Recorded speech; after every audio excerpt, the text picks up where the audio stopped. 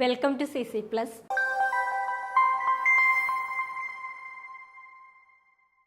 നമുക്കറിയാം, നമ്മുടെ civil service foundation കോഴ്സിൽ ഏറ്റവും ഇമ്പോർട്ടൻ്റ് ആയിട്ടുള്ള ഒരു സബ്ജക്റ്റാണ് പൊളിറ്റി. അപ്പോൾ നമ്മൾ സിവിൽ സർവൻ്റ് ആവുമ്പം നമ്മൾ സിവിലിയൻസിനെ സെർവ് ചെയ്യാൻ പോവുകയാണ്.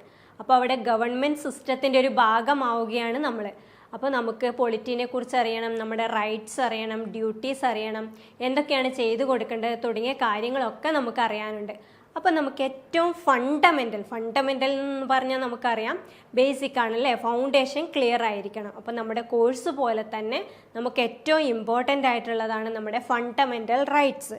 അപ്പോൾ നമുക്ക് ആദ്യം ഫണ്ടമെൻ്റൽ റൈറ്റ്സിലോട്ട് പോകാം. അപ്പോൾ നമുക്കറിയാം, നമ്മളിപ്പോൾ വീട്ടിൽ ഉറങ്ങുമ്പോൾ ഒക്കെ നമ്മുടെ പാരൻസ് ഒക്കെ പെട്ടെന്ന് എണീക്കാനും ബാക്കി കാര്യങ്ങളൊക്കെ ചെയ്യാനൊക്കെ പറഞ്ഞ് നമ്മളെ ഡിസ്റ്റർബ് ചെയ്യുന്നുണ്ടാവും അല്ലേ.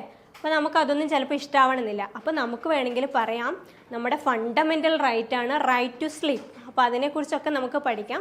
അപ്പോൾ ഓരോ ഫണ്ടമെൻ്റൽ റൈറ്റ്സ് ആയിട്ട് നമുക്ക് പറഞ്ഞു പോകാം. അപ്പോൾ നമുക്ക് പ്രധാനമായിട്ടും 6 ഫണ്ടമെൻ്റൽ റൈറ്റ്സ് ആണുള്ളത്. എത്ര ഫണ്ടമെൻ്റൽ റൈറ്റ്സ് ആണുള്ളത്? 6 fundamental rights. There are 6 fundamental rights we have. അപ്പോൾ നമുക്ക് ആദ്യമായിട്ട് നമ്മുടെ കോൺസ്റ്റിറ്റ്യൂഷൻ ഇൻട്രൊഡ്യൂസ് ചെയ്തത് നമുക്കറിയാം, നമ്മുടെ കോൺസ്റ്റിറ്റ്യൂഷൻ്റെ ഫാദറായ BR അംബേദ്കറും അദ്ദേഹത്തെ പോലെയുള്ള പ്രധാനപ്പെട്ട ഒരുപാട് ആൾക്കാരും ചേർന്ന് നമ്മുടെ കോൺസ്റ്റിറ്റ്യൂഷൻ ഇൻട്രൊഡ്യൂസ് ചെയ്തപ്പോൾ നമുക്ക് 7 ഫണ്ടമെൻ്റൽ റൈറ്റ്സ് ഉണ്ടായിരുന്നു. അപ്പോൾ അതിനകത്ത് ഏതോ ഒരു റൈറ്റ് കട്ട് ചെയ്ത് മാറ്റിയിട്ടുണ്ടല്ലേ, അതേതാന്നൊക്കെ നമുക്ക് നോക്കാം.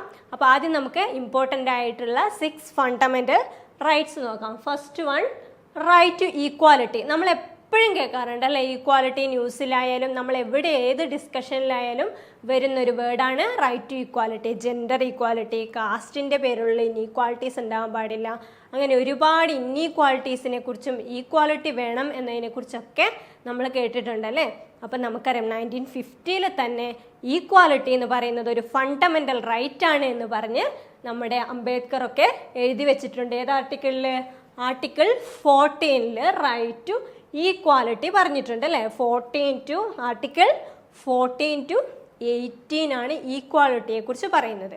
അപ്പോൾ ആർട്ടിക്കിൾ 14 എന്ന് പറയുന്നത് right to equality before law, അതായത് ലോയുടെ മുമ്പിൽ, നിയമത്തിന് മുമ്പിൽ എല്ലാവരും തുല്യമാണ്. അതായത് ജെൻഡർ, അതായത് വുമൺ എന്നോ മെൻ എന്നോ അഥവാ കുട്ടിയെന്നോ മുതിർന്നവരെന്നോ കാസ്റ്റിൻ്റെ ബേസിലോ റിച്ച് ആൻഡ് പൂർ എന്നോ ഒരു വ്യത്യാസവും ഇല്ലാതെ ഒരു നിയമം ഉണ്ടെങ്കിൽ അതെല്ലാവർക്കും എന്തായിരിക്കും? ഈക്വൽ ആയിരിക്കും. അതാണ് right to equality according to article 14. Next one, article 15, social equality and equal access to public areas. അതായത് നമ്മൾ കുറേ പബ്ലിക് ഏരിയാസിൽ പോകാറുണ്ടല്ലേ, ഹോസ്പിറ്റലായാലും railway station, then bus station, അങ്ങനെ എഡ്യൂക്കേഷൻ ഇൻസ്റ്റിറ്റ്യൂഷൻ, അങ്ങനെ ഒരുപാട് സ്ഥലം പബ്ലിക് പ്ലേസസ് ഉണ്ടല്ലേ. അവിടെ എന്തില്ല? ഇൻഈക്വാലിറ്റി ഇല്ല, എല്ലാവരും ഈക്വൽ ആണ്. അതേപോലെ തന്നെ ആർട്ടിക്കിൾ 16 എന്ന് പറയുമ്പോൾ equality in matters of public employment. നമുക്കറിയാം PSCക്കൊക്കെ വേണ്ടി, PSC UPSC നമ്മളിപ്പോൾ ഒരു പബ്ലിക് എംപ്ലോയ്മെൻറ്റിന് വേണ്ടിയാണല്ലേ പഠിച്ചുകൊണ്ടിരിക്കുന്നത്. അപ്പോൾ അതേപോലെയുള്ള പബ്ലിക് എംപ്ലോയ്മെൻറ്റിൻ്റെ കാര്യത്തിൽ എന്തില്ല? ആർക്കും ഇൻഈക്വാലിറ്റി ഇല്ല, എല്ലാവർക്കും ഈക്വൽ പൊസിഷനാണ്. അതാണ് ആർട്ടിക്കിൾ 16. ദെൻ ആർട്ടിക്കിൾ 17 എന്ന് പറയുന്നത് അബോളിഷൻ ഓഫ് അൺടച്ചബിലിറ്റി. അതായത് മഹാത്മാഗാന്ധി കീ ജയ് എന്ന മുദ്രാവാക്യം മുഴക്കിക്കൊണ്ട് പാസ്സാക്കിയ ആർട്ടിക്കിൾ ഏതാണെന്ന് ചോദിക്കും.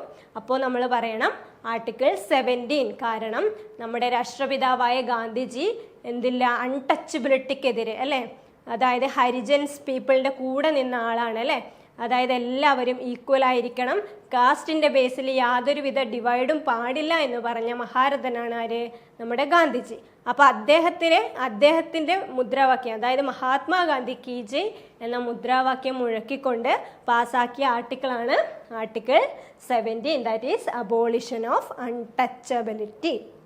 Then next one, article 18, abolition of titles. അതായത് ചില പ്രത്യേക ടൈറ്റിൽസ് കൊടുക്കും ആൾക്കാർക്ക്, അതായത് അക്കാഡമിക്കൽ അല്ലാതെ നമ്മൾ ആരെങ്കിലും റെസ്പെക്റ്റഡ് ആയിട്ട് എന്തെങ്കിലും എന്താ പറയുക, നമുക്കിഷ്ടമുള്ള ടൈറ്റിൽസ്, അതായത് പ്രത്യേക പരിഗണന ആർക്കും ഇല്ല എന്ന് കാണിക്കാൻ വേണ്ടിയിട്ടാണ്. ആർക്കും ഒരു പ്രത്യേക ടൈറ്റിൽസ് ഒന്നും കൊടുക്കാൻ പാടില്ല. അതായത് നമ്മുടെ പേരിൻ്റെ ഫസ്റ്റ് ഒരു ടൈറ്റിൽസും ആർക്കും ഉണ്ടാവാൻ പാടില്ല. അതാണ് ആർട്ടിക്കിൾ 18 പറയുന്നത്. ഓക്കെ, ദെൻ നെക്സ്റ്റ് റൈറ്റ് ആണ്, അതായത് മോസ്റ്റ് ഇമ്പോർട്ടൻറ്റ് ഫണ്ടമെൻ്റൽ റൈറ്റ്സിനൊന്നാണ് ഇത് ആർട്ടിക്കിൾ 19, റൈറ്റ് ടു ഫ്രീഡം.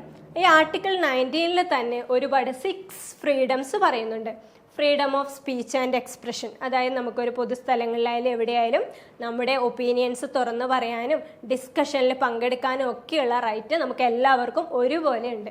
അതേപോലെ freedom to assemble peacefully without arms, അതായത് ആയുധങ്ങളൊന്നും ഇല്ലാതെ, അതായത് മറ്റുള്ളവരെ ഉപദ്രവിക്കാനല്ലാതെ നമുക്ക് എവിടെയും ഒത്തുചേരാനുള്ള റൈറ്റും ഉണ്ട്. Then freedom to form association or unions, നമ്മളിപ്പോൾ ന്യൂസിലൊക്കെ കേൾക്കുന്നുണ്ടാവും അല്ലേ, പുതിയ പുതിയ യൂണിയൻസും അസോസിയേഷൻസും പാർട്ടീസും ഒക്കെ ഫോം ചെയ്യുന്നത്. അപ്പം നമുക്ക് ആർക്ക് വേണമെങ്കിലും ഒരു യൂണിയൻ ഉണ്ടാക്കാം, അല്ലെങ്കിൽ ഒരു അസോസിയേഷൻ ഉണ്ടാക്കാം. അതിനിവിടെ എന്തില്ല, റെസ്ട്രിക്ഷൻ ഒന്നുമില്ല.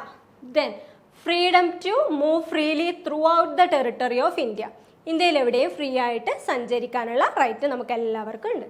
Then freedom to reside and settle in any part of the territory of India, ഇന്ത്യയിൽ എവിടെയും നമുക്ക് സ്ഥലം വാങ്ങാനും വീട് വെച്ച് താമസിക്കാനുള്ള റൈറ്റ് ഉണ്ട്. Then freedom to practise any profession or to carry or any occupation, trade or business, ഇന്ത്യയിൽ എവിടെയും ഏത് ജോലി ചെയ്യുവാനും എന്ത് ട്രേഡ് ചെയ്യുവാനും എന്ത് ബിസിനസ് സ്റ്റാർട്ട് ചെയ്യാനുള്ള അവകാശം നമുക്ക് എല്ലാവർക്കും ഒരുപോലെ ഉണ്ട്.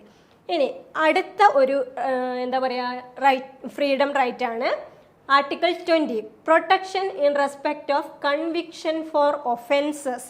ഒഫൻസസിൽ നിന്ന് നമ്മളെ കൺവിക്ഷൻ എന്ന് പറഞ്ഞാൽ ഒരു ഒഫൻസിൽ നമ്മൾ കൺവിക്റ്റ് ചെയ്ത് കഴിഞ്ഞാൽ പിന്നെ അതിൽ നിന്ന് നമുക്ക് പ്രൊട്ടക്ഷനുള്ള റൈറ്റ് ഉണ്ട്. അതാണ് article 20. Then article 21 is protection of life and personal liberty. ഈ ആർട്ടിക്കിൾ 21 എന്ന് പറയുന്നത് നമ്മുടെ പേഴ്സണാലിറ്റിനെയും നമ്മുടെ ലൈഫിനെയും പ്രൊട്ടക്റ്റ് ചെയ്യുന്ന ഏറ്റവും ഇമ്പോർട്ടൻ്റ് ആയിട്ടുള്ള ഒരു റൈറ്റാണ്. അതിലാണ് എന്താ പറയുക, ഈ റൈറ്റ് ടു ഫ്രീഡത്തിലാണ് നമ്മൾ നേരത്തെ പറഞ്ഞില്ലേ, റൈറ്റ് ടു സ്ലീപ്പ്, ഉറങ്ങാനുള്ള നമ്മുടെ അവകാശം, അതൊക്കെ ഈ റൈറ്റ് ടു ഫ്രീഡത്തിൽ വരുന്നതാണ്. അതേപോലെ തന്നെ നമ്മുടെ പേഴ്സണൽ റൈറ്റ്, പേഴ്സണൽ സ്വാതന്ത്ര്യം, അതേപോലെ തന്നെ ലൈഫ് ത്രെട്ടനിങ്ങൊക്കെ ഉണ്ടായാൽ അതിനൊക്കെ എതിരെ നമുക്ക് റൈറ്റ്സ് കിട്ടാനുള്ള അവകാശമുള്ളത് ഏതാണ്, ആർട്ടിക്കിൾ 21. നമ്മുടെ ലൈഫിന്, അതായത് പിന്നെ ഈ എന്താ പറയുക പുകവലിയൊക്കെ പബ്ലിക് പ്ലേസസിലൊക്കെ പുകവലിയൊക്കെ ഇല്ലേ, അപ്പോൾ അതൊക്കെ നമ്മുടെ ലൈഫ് ത്രെട്ടനിങ് ആണ്. അപ്പോൾ പുകവലി നിരോധനം എന്നതൊക്കെ വരുന്നത് ഈ ആർട്ടിക്കിൾ 21ൻ്റെ പാർട്ടായിട്ടാണ്. Then article 22, protection against arrest and detection in certain cases. Article 22 പറയുന്നത് protection against arrest and detection in any cases, ഏതെങ്കിലും കേസസിൽ അറസ്റ്റോ അല്ലെങ്കിൽ ഡിറ്റൻഷനോ ഉണ്ടായാൽ അതിനെ പ്രൊട്ടക്റ്റ് ചെയ്യാനുള്ള റൈറ്റ്. നമ്മുടെ ഈ എന്താ പറയുക ഫണ്ടമെൻ്റൽ റൈറ്റ്സ് പ്രകാരം പറയുന്നുണ്ട്, ആരെങ്കിലും ഒരു തവണയിൽ കൂടുതൽ, അതായത് ഒരേ കേസിന് ഒരു തവണയിൽ കൂടുതൽ, സെയിം കേസിന് ഒരു തവണയിൽ കൂടുതൽ എന്ത് ചെയ്യാൻ പാടില്ല, ശിക്ഷ വാങ്ങാൻ പാടില്ല എന്നുള്ള ഇതൊരു പേഴ്സൻ്റെ ഫണ്ടമെൻ്റൽ റൈറ്റ് ആണ്. Next one, right against exploitation. അതാണ് ആർട്ടിക്കിൾ 23 ആൻഡ് 24 പറയുന്നത് എന്താ, റൈറ്റ് എഗെയിൻസ്റ്റ് എക്സ്പ്ലോയിറ്റേഷൻ, അതായത് നമ്മളെ പലരും ചൂഷണം ചെയ്യും. അപ്പം ആ ചൂഷണത്തിൽ നിന്ന് സംരക്ഷണം കിട്ടാനുള്ളത് നമ്മുടെ ഒരു റൈറ്റാണ്. ആർട്ടിക്കിൾ 23 പറയുന്നത് ഹ്യൂമൻ ട്രാഫിക്കിങ്ങും അതേപോലെ തന്നെ ഫോഴ്സ്ഡ് ലേബറുമാണ്. അതായത് ആളുകളെ തട്ടിക്കൊണ്ടുപോകുക എന്നൊക്കെ കേട്ടിട്ടില്ലേ, തട്ടിക്കൊണ്ടുപോയി എവിടെയെങ്കിലും എന്തെങ്കിലുമൊക്കെ ജോലി ചെയ്യിപ്പിക്കുക, അതാണ് ഫോഴ്സ്ഡ് ലേബർ, നമ്മളെ നിർബന്ധിതരായിട്ട് പണിയെടുപ്പിക്കുക, അങ്ങനെ ചെയ്യാൻ പാടില്ല. ദെൻ അതേപോലെ തന്നെ 24, നമ്മൾ കുട്ടികളെ സംബന്ധിച്ചിടത്തോളം ഏറ്റവും ഇമ്പോർട്ടൻ്റ് ആയിട്ടുള്ള ആർട്ടിക്കിളാണ് ആർട്ടിക്കിൾ 24, അതായത് ചൈൽഡ് ലേബറില്ലേ, 14 വയസ്സിന് താഴെയുള്ള കുട്ടികളെ കൊണ്ട് പണിയെടുപ്പിക്കുന്നത്, അത് ശിക്ഷാകരമാണ്. അത് നമ്മുടെ ഒരു ഫണ്ടമെൻ്റൽ റൈറ്റ് ആണ്. ഇത് റൈറ്റ് അഗെയിൻസ്റ്റ് എക്സ്പ്ലോയിറ്റേഷൻ, അതായത് prohibition of employment of children in factories, അതായത് ഫാക്ടറി പോലെയോ മറ്റെവിടങ്ങളിലോ ഒക്കെ 14 വയസ്സിൽ താഴെയുള്ള കുട്ടികളെ കൊണ്ട് പണിയെടുപ്പിക്കുന്ന എന്താണ്, പണിഷ്മെൻ്റ് ആണ്, പണിഷബിൾ ഒഫൻസ് ആണ്. Okay. Then right to freedom of religion. നമുക്കറിയാം നമ്മുടെ ഇന്ത്യ അല്ലേ സെക്യുലർ കൺട്രിയാണ് അല്ലേ, നമ്മുടെ ഇന്ത്യയിൽ ഒരേ ഒരു മതം മാത്രമേ ഉള്ളൂ, ബാക്കി എല്ലാ മതത്തിനും എഗെയിൻസ്റ്റ് ആണോ നമ്മുടെ ഇന്ത്യ? അല്ല. ചില സെർട്ടൈൻ കൺട്രീസിന്, അതായത് ഡെമോക്രാറ്റിക് കൺട്രി ആയാൽ പോലും അവിടെ ഒരു ഒഫീഷ്യൽ റിലീജിയൻ ഉണ്ടാവും. എന്നാൽ നമ്മുടെ ഇന്ത്യക്ക് എന്തില്ല, ഒഫീഷ്യൽ റിലീജിയൻ ഇല്ല. നമുക്ക് ഏത് മതത്തിൽ വേണമെങ്കിലും വിശ്വസിക്കാം, അതിലെ ആചാരങ്ങളൊക്കെ നമുക്ക് പാലിക്കാം അല്ലേ, അതിനൊന്നും യാതൊരുവിധ റെസ്ട്രിക്ഷനും ഇല്ല.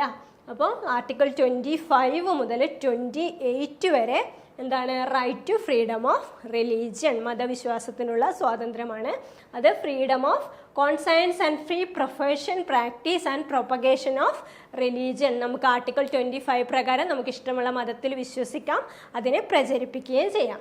അതേപോലെ തന്നെ ആർട്ടിക്കിൾ 26 പറയുന്നത് freedom to manage religious affairs. നമുക്ക് റിലീജിയസ് ആയിട്ടുള്ള എല്ലാ കാര്യങ്ങളിലും പങ്കെടുക്കുന്നതിനും എന്താ പറയുക പാർട്ടിസിപ്പേറ്റ് ചെയ്യുന്നതിന് യാതൊരുവിധ റെസ്ട്രിക്ഷനും ഇല്ല. ദെൻ ആർട്ടിക്കിൾ 27 പറയുന്നത് freedom as to payment of taxes for promotion of any particular religion. ഏതെങ്കിലും പർട്ടിക്കുലർ റിലീജിയനെ പ്രൊമോട്ട് ചെയ്യുന്നതിൽ എന്താ പേയ്മെൻറ്റ് ഓഫ് ടാക്സസിനുള്ള ഫ്രീഡം ആർക്കുണ്ട്? ഇന്ത്യൻസിന് ഉണ്ട്, ഇന്ത്യൻ സിവിലിയൻസിനുണ്ട്.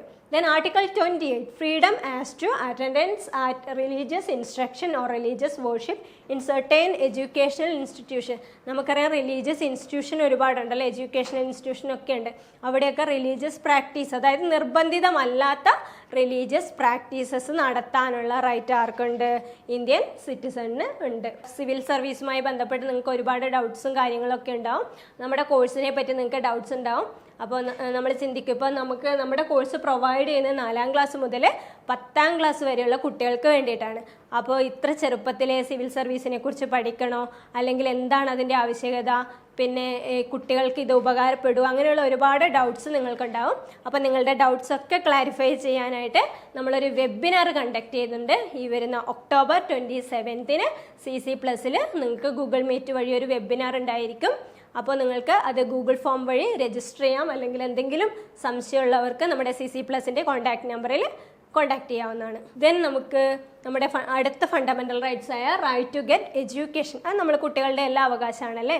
അതായത് നമ്മുടെ പേരൻസ് നിർബന്ധമായി നമുക്ക് എന്ത് തന്നിരിക്കണം? ഏത് വയസ്സ് വരെ? 14 വയസ്സ് വരെ, ടു ദ ഏജ് ഓഫ് 14 അല്ലേ. 14 വയസ്സ് വരെ നമുക്ക് compulsory and free education provide ചെയ്തിരിക്കണം. ആർട്ടിക്കിൾ 29 അതാണ് പറയുന്നത്, protection of interest of minorities അല്ലേ. അതായത് നമുക്ക് എഡ്യൂക്കേഷണൽ റൈറ്റ്സും ഉണ്ട്, കൾച്ചറൽ റൈറ്റ്സും ഉണ്ട്. ഈ 29ഉം 30ഉം അതാണ് പറയുന്നത്, educational rights and cultural rights. അപ്പോൾ എഡ്യൂക്കേഷണൽ റൈറ്റ്സും കൾച്ചറൽ റൈറ്റ്സും നമുക്ക് നമ്മുടെ ഇന്ത്യൻ കോൺസ്റ്റിറ്റ്യൂഷൻ ഫണ്ടമെൻ്റലായിട്ട് പ്രൊവൈഡ് ചെയ്തിട്ടുണ്ട്. അപ്പോൾ 29 പറയുന്നത് മൈനോറിറ്റീസ് ഉണ്ടാവും. മൈനോറിറ്റീസ് എന്ന് പറഞ്ഞാൽ എന്താ? Majority and minorities. മജോറിറ്റി എന്ന് പറഞ്ഞാൽ കൂടുതൽ ആൾക്കാർ വിശ്വസിക്കുന്നത്, മൈനോറിറ്റി എന്ന് പറഞ്ഞാൽ കുറച്ച് ആൾക്കാർ. അപ്പോൾ ഇന്ത്യയിൽ അതായത് മെജോറിറ്റി അല്ലാത്ത കുറച്ച് കുറവ് അല്ലേ. അപ്പോൾ മൈനോറിറ്റി ക്ലാസ്സിൻ്റെ ഇൻട്രസ്റ്റ് പ്രൊട്ടക്റ്റ് ചെയ്യാൻ, റിലീജിയസ് ഇൻട്രസ്റ്റ് അതേപോലെ തന്നെ എഡ്യൂക്കേഷണൽ ഇൻട്രസ്റ്റ് ഒക്കെ പ്രൊട്ടക്റ്റ് ചെയ്യാൻ വേണ്ടിയിട്ടുള്ള ആർട്ടിക്കിളാണ് ഇത്, ആർട്ടിക്കിൾ 29. അതേപോലെ തന്നെ ആർട്ടിക്കിൾ 30 എന്ന് പറയുന്നത് right of minorities to establish and administer educational institutions. അതായത് ഒരുപാട് എന്താ പറയുക റിലീജിയസ് അതേപോലെ തന്നെ മൈനോറിറ്റി ക്ലാസ്സിൻ്റെ എഡ്യൂക്കേഷണൽ ഇൻസ്റ്റിറ്റ്യൂഷൻസിലൊക്കെ നിങ്ങൾ പഠിക്കുന്നുണ്ടാവും. അപ്പോൾ അതേപോലെ എല്ലാവർക്കും എന്ത് ചെയ്യാം? മൈനോറിറ്റി ക്ലാസ്സിന് എഡ്യൂക്കേഷണൽ ഇൻസ്റ്റിറ്റ്യൂഷന് സ്റ്റാർട്ട് ചെയ്യാനും നടത്താനുമുള്ള റൈറ്റ് നമുക്ക് ഇന്ത്യയിൽ ഉണ്ട്. അത് നമ്മുടെ ഫണ്ടമെൻ്റൽ റൈറ്റ് ആണ്. ഇനി മോസ്റ്റ് ഇമ്പോർട്ടൻറ്റ്, അക്കോർഡിംഗ് ടു നമ്മുടെ father of Indian constitution BR Ambedkar പറഞ്ഞത് പ്രകാരം ഏറ്റവും ഇമ്പോർട്ടൻ്റ് ആയിട്ടുള്ള heart and soul of Indian constitution എന്ന് പറയുന്ന ആർട്ടിക്കിളാണ് article 32. That is right to constitutional remedies for enforcement of fundamental rights. അതായത് ഫണ്ടമെൻ്റൽ റൈറ്റ്സ്, ഇത്രയും 6 ഫണ്ടമെൻ്റൽ റൈറ്റ്സ് ഉണ്ട് നമുക്കെന്നൊക്കെ പറഞ്ഞിട്ട് കാര്യമുണ്ടോ? അത് എൻഫോഴ്സ് ചെയ്തില്ലെങ്കിൽ കാര്യമുണ്ടോ? അപ്പോൾ ഈ ഫണ്ടമെൻ്റൽ ഇപ്പം നമ്മൾ പറഞ്ഞ ഈ 5 ഫണ്ടമെൻ്റൽ റൈറ്റ്സ് ഉണ്ടല്ലോ, ഈ റൈറ്റ്സ് ഒക്കെ നമുക്ക് കിട്ടാനുള്ള എൻഫോഴ്സ് ചെയ്യാനുള്ള കോൺസ്റ്റിറ്റ്യൂഷണൽ റെമഡി പറഞ്ഞിരിക്കുന്ന ആർട്ടിക്കിളാണ് ഏത്? ആർട്ടിക്കിൾ 32. അത് നിങ്ങൾ കേട്ടിട്ടുണ്ടാവും. റിട്സ്, നമുക്ക് 5 റിട്സ് ഉണ്ട്. അത് ഏതാണെന്ന് നമുക്ക് പിന്നീട് അടുത്ത ക്ലാസ്സിൽ പഠിക്കാം. അപ്പോൾ ഈ റിട്സ് പ്രൊവൈഡ് ചെയ്യുന്ന ആർട്ടിക്കിളാണ് ആർട്ടിക്കിൾ 32. അപ്പോൾ നമ്മുടെ അംബേദ്കറിൻ്റെ ഒപ്പീനിയൻ പ്രകാരം ഏറ്റവും ഇമ്പോർട്ടൻ്റ് ആയിട്ടുള്ള ആർട്ടിക്കിളാണ് ആർട്ടിക്കിൾ 32. അപ്പോൾ നമ്മുടെ എന്താ പറയുക ഫണ്ടമെൻ്റൽ റൈറ്റ്സ് എല്ലാവർക്കും മനസ്സിലായി. ദെൻ നമ്മൾ ആദ്യം ഫസ്റ്റ് സ്റ്റാർട്ടിങ്ങിൽ പറഞ്ഞില്ലേ, നമ്മുടെ എന്താ പറയുക നമ്മുടെ ഇന്ത്യൻ കോൺസ്റ്റിറ്റ്യൂഷൻ ഇൻട്രൊഡ്യൂസ് ചെയ്തപ്പോൾ മൊത്തം 7 റൈറ്റ്സ് ആയിരുന്നു ഉണ്ടായിരുന്നത്. 7 ഫണ്ടമെൻ്റൽ റൈറ്റ്സ് ആയിരുന്നു ഉണ്ടായിരുന്നത്. അപ്പോൾ അത് 6 ആയിട്ട് കുറച്ചിട്ടുണ്ട്. അപ്പോൾ ആ 7 ഏതാ കട്ട് ചെയ്തതെന്ന് അറിയണ്ടേ? റൈറ്റ് ടു പ്രോപ്പർട്ടി, അതായത് സ്വത്തവകാശം നമ്മുടെ ഒരു ഫണ്ടമെൻ്റൽ റൈറ്റ്സ് ആയിരുന്നു. ഏത്? 1950. പിന്നീട് അത് ഏത് വർഷം? 19 1978 44th അമെൻമെൻറ്റ് വഴി കട്ട് ചെയ്ത് അതിനെ ഒരു ലീഗൽ റൈറ്റ് അല്ലെങ്കിൽ ഒരു കോൺസ്റ്റിറ്റ്യൂഷണൽ റൈറ്റ് ആക്കി മാറ്റി. ഇപ്പോഴും റൈറ്റ് ടു പ്രോപ്പർട്ടി ഒരു റൈറ്റ് ആണ്, പക്ഷെ എന്തല്ല, ഫണ്ടമെന്റൽ റൈറ്റ് അല്ല, അതൊരു ലീഗൽ റൈറ്റ്, നിയമപരമായ അവകാശം അല്ലെങ്കിൽ ഒരു ഭരണഘടനാപരമായ അവകാശം. അപ്പോൾ കോൺസ്റ്റിറ്റ്യൂഷണൽ റൈറ്റ് എന്ന് പറയുമ്പോൾ അത് കോൺസ്റ്റിറ്റ്യൂഷനിൽ പറഞ്ഞിട്ടുണ്ടാവുമല്ലോ അല്ലേ. അപ്പം ആർട്ടിക്കിൾ 300A പറയുന്ന ആർട്ടിക്കിളാണ് ഇത്, റൈറ്റ് ടു പ്രോപ്പർട്ടി. അപ്പോൾ റൈറ്റ് ടു പ്രോപ്പർട്ടി ഏതിൽ നിന്ന് മൂവ് ചെയ്തു, ഫണ്ടമെന്റൽ റൈറ്റിൽ നിന്ന് മൂവ് ചെയ്തിട്ട് ഒരു ലീഗൽ റൈറ്റ് ആക്കി മാറ്റിയിട്ടുണ്ട്. അപ്പോൾ നമ്മുടെ ഫൗണ്ടേഷൻ കോഴ്സിനെ പറ്റി എല്ലാവർക്കും അറിയാലോ അല്ലേ. സിവിൽ സർവീസ് ഫൗണ്ടേഷൻ കോഴ്സ് നമ്മൾ CC+ പ്രൊവൈഡ് ചെയ്യുന്നത് 4th standard to 10th standard വരെയുള്ള കുട്ടികൾക്കായാണ്. അപ്പോൾ 2 സെക്ഷനായിട്ടാണ് നമ്മൾ ക്ലാസ് ചെയ്യുന്നത്. കുഞ്ഞു കുട്ടികൾക്ക് വേണ്ടി 4th to 7th ഒരു ബാച്ചും 8th to 10th മറ്റൊരു ബാച്ചും. അപ്പോൾ താല്പര്യമുള്ളവരെല്ലാവരും കോൺടാക്ട് ചെയ്യുക. CC+ൻ്റെ ഈ കാണുന്ന നമ്പറിൽ കോൺടാക്ട് ചെയ്താൽ നിങ്ങൾക്ക് ഇതിനെ പറ്റിയുള്ള കൂടുതൽ ഡീറ്റെയിൽസ് അറിയാൻ പറ്റും. ഓക്കെ, അപ്പോൾ താങ്ക് യു. ഇന്നത്തെ ക്ലാസ് എല്ലാവർക്കും മനസ്സിലായെന്ന് വിചാരിക്കുന്നു. അപ്പോൾ നിങ്ങൾക്ക് എന്തെങ്കിലും ഡൗട്ട്സ് ക്ലാരിഫൈ ചെയ്യാനുണ്ടെങ്കിൽ, എന്തെങ്കിലും ക്ലിയർ ചെയ്യാനുണ്ടെങ്കിൽ നിങ്ങൾ കമൻറ്റ് സെക്ഷനിൽ ചോദിക്കുക, നമ്മൾ റിപ്ലൈ തരുന്നതായിരിക്കും. അപ്പോൾ അടുത്ത ക്ലാസ്സിൽ കാണാം. Bye, see U.